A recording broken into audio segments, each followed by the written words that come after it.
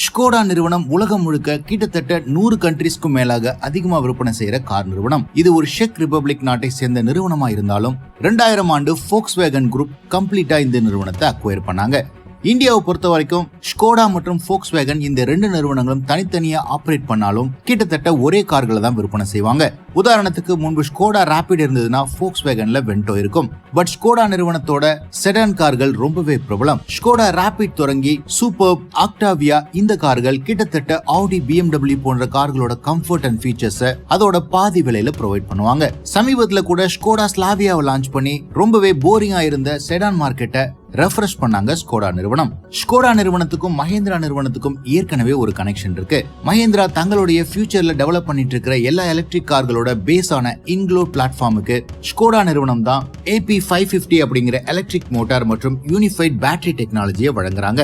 இதன் மூலமா மஹிந்திராவோட electric கார்களோட டெவலப்மெண்ட்ல Skoda மற்றும் Volkswagen Group முக்கியமான பங்கு வகிக்குது. இப்போ Volkswagen Group ID1 அப்படிங்கிற காம்பாக்ட் எலக்ட்ரிக் காரை உலகம் முழுக்க லான்ச் பண்ண பிளான் பண்ணிட்டு இருக்காங்க. 2025 ஆண்டுக்குள்ள இந்த காரை உலகம் முழுக்க நாம பார்க்க முடியும். கிட்டத்தட்ட Volkswagen Polo போன்ற சைஸ்ல இருக்கிற இந்த காருக்கு எக்கச்சக்கமான எதிர்பார்ப்பு இருக்கு. இந்த சப் 4 மீட்டர் காம்பாக்ட் எலக்ட்ரிக் காரை இந்தியாவிலும் லான்ச் பண்ண பிளான் பண்ணிருக்காங்க. இந்த காரை டெவலப் பண்றதுக்கு ஸ்கோடா மற்றும் மஹிந்திரா நிறுவனம் இணைந்து செயல்பட போறதா தகவல்கள் வெளியாயிருக்கு. இது ஒரு பட்ஜெட் டிவி அப்படிங்கறதுனால மஹிந்திராவோட சப்ளை செயின் மற்றும் குறைந்த விலை ப்ராடக்ட் டெவலப்மெண்ட் எக்ஸ்பீரியன்ஸ் ரொம்பவே ஹெல்ப் பண்ணும் ஸ்கோடா Volkswagen குரூப்புக்கு. இதன் காரணமா Volkswagen மற்றும் ஸ்கோடா பிராண்ட்ல இந்த கார்கள் விற்பனையாகிறது மட்டும் இல்லாம மஹிந்திரா நேர்மையும் விற்பனையாகும். அதிக வால்யூம் ப்ரொடியூஸ் பண்றதுனால குறைந்த விலையிலையும் கிட்டத்தட்ட 10 லட்சம் ரூபாய்க்கும் குறைவான பட்ஜெட்லயும் கொடுக்க முடியும். கரண்டா MEB21G அப்படிங்கிற பிளாட்ஃபார்ம்ல இந்த கார் உருவாகிட்டு இருக்கு. இந்தியன் மார்க்கெட்ல ஸ்கோடா நிறுவனம் தான் இந்த ப்ராஜெக்டை ஹெட் பண்ணுவாங்க அப்படின்னாலும் மஹிந்திரா கோ டெவலப் பண்றதாக தெரியுது.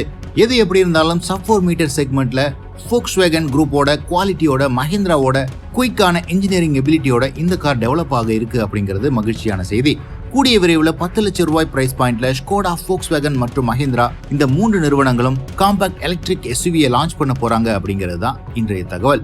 உங்கள எத்தனை பேர் இந்த மஹிந்திரா ஸ்கோடா பார்ட்னர்ஷிப்பை வரவேற்கிறீங்க அப்படின்னு கமெண்ட் செக்ஷன்ல போடுங்க.